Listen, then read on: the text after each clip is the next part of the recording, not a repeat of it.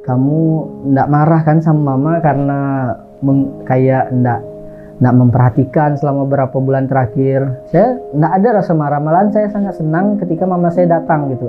Walaupun saya sudah dikucilkan selama 8 bulan terakhir. Yang selalu menjadi pikiran saya adalah bagaimana cara saya bisa mengajak kedua orang tua saya lah. Mungkin untuk satu keluarga besar saya itu mungkin susah, tapi kedua orang tua saya itu selalu menjadi pikiran saya. Bahkan wallahu alam di setiap sujud terakhir saya selalu menyebut nama mereka agar diberikan hidayah oleh Allah Subhanahu wa taala. Pikiran itu kian kuat ketika saya mengetahui bahwasannya ya orang-orang seperti mereka mungkin kita hanya bisa bersama di dunia ini kalau mereka tidak memeluk agama Islam. Semoga Allah memberikan kedua orang tua saya hidayah agar kita dapat bersama-sama berkumpul di surganya Allah pada waktunya nanti.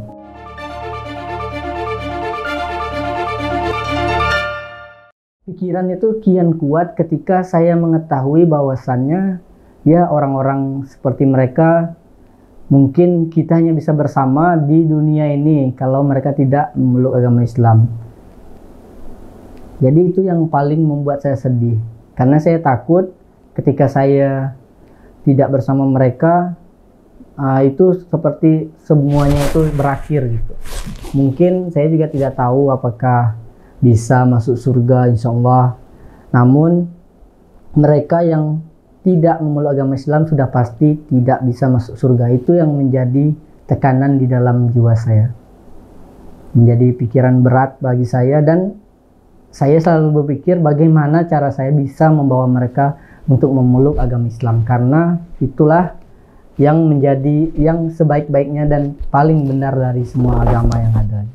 Jadi bagaimana seterusnya setelah saya tamat SMA itu orang tua angkat saya lah yang mengurus semua administrasi saya, pulang pergi ke Pasulu, Pontianak untuk biaya pendidikan. Itu semua orang tua angkat saya yang mengurus semuanya. Dan tahun pertama itu semester pertama saya kuliah memang full orang tua angkat saya yang membiayai saya. Nah, ternyata hal demikian itu membuat orang tua kandung saya itu kayak tertekan lah, kok bisa gitu. Dia ini kita ndak biayai, malah ada yang biayai dia. Nanti dia udah kita besarkan malah ikut orang lain. Itu yang mama saya katakan ketika beliau langsung ketemu saya waktu itu. Kok bisa kos saya ndak ada yang bayar, SPP saya ndak ada yang bayar, yang dia tahu saya ndak bisa kerja orangnya. Kok bisa tetap lanjut SMA? Dia pikir mungkin nanti kalau kita ndak bayar SPP-nya dia balik lagi ke agama kita. Nggak kita kasih uang saku, dia balik lagi ke agama mereka. Itulah yang mungkin mereka pikirkan.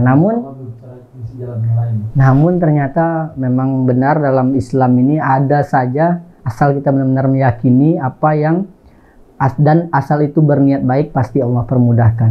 Ternyata ketika sudah waktunya ulangan semester waktu itu, SPP sudah lunas, bahkan sampai lulus sudah dibayarkan, dan saya tidak tahu siapa yang bayar sampai sekarang. Dan itu sebelum saya mengenal orang tua angkat saya. Uang kos saya, kata ibu kos, "Nggak apa," katanya. Saya ikhlas, "Nggak apa, nggak usah bayar sampai kamu lulus." Kebetulan memang pemilik kosnya orang yang beragama Islam, karena dia tahu saya mualaf dan tahu kejadian saya ketika saya bersahadat juga di dekat situ, dan motor saya pun ditarik orang tua, jadi mereka langsung kayak iba mungkin ya. Dan alhamdulillah sih itu insya Allah menjadi amal mereka juga membantu seorang mualaf yang kesusahan gitu. Iya, benar-benar kayak mujizat itu nyata gitu. Mungkin mujizat nyata itu bagi kaum non Islam biasa nyebutnya, namun dalam Islam mujizat nyata gitu. Sejak itu kan tadi lanjut ke perkuliahan ya, mereka panik. Nah, terus menghubungi lagi, langsung datang ke tempat saya, langsung minta maaf. Mama saya sih, dia sendiri sih langsung minta maaf. Kamu ndak marah kan sama mama karena kayak ndak memperhatikan selama beberapa bulan terakhir? Saya ndak ada rasa marah, malahan saya sangat senang ketika mama saya datang gitu. Walaupun saya sudah dikucilkan selama 8 bulan terakhir. Ketika saya melihat wajah ibu saya, tiba-tiba rasa kesal yang mungkin sempat ada, jujur saja sempat ada, karena diperlakukan demikian, itu langsung hilang begitu saja ketika saya melihat wajah ibu saya. Dan ya kita peluk-pelukan, nangis ya seperti pada umumnya karena memang sudah lama tidak berkomunikasi gitu.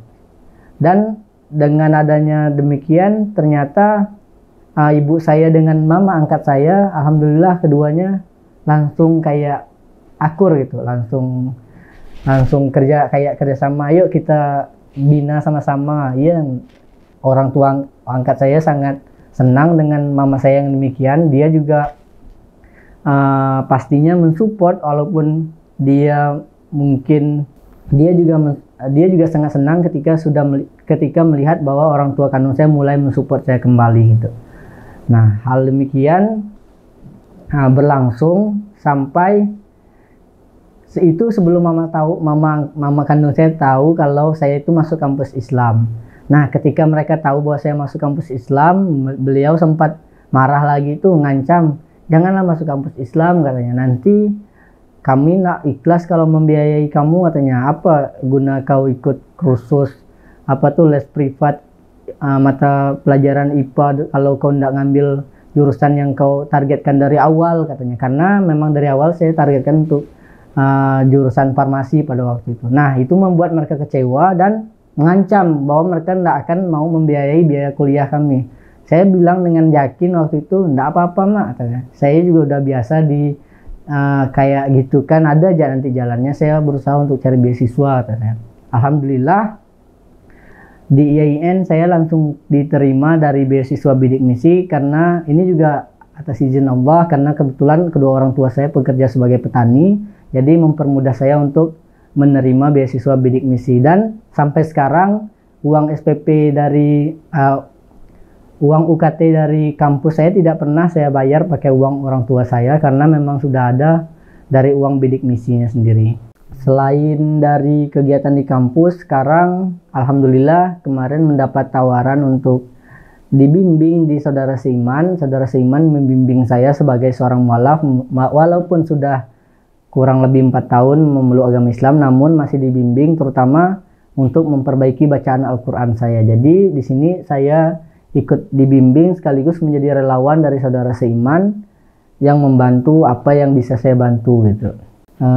Sejak bulan Oktober, awal Oktober saya sudah bergabung di Saudara Seiman. Di sini selain dibimbing untuk belajar Al-Quran, saya juga membantu beberapa bidang seperti membuat terutama yang berhubungan dengan Word, karena saya juga tidak bisa editing, jadi saya berusaha untuk membantu di bagian-bagian yang berhubungan dengan Word gitu.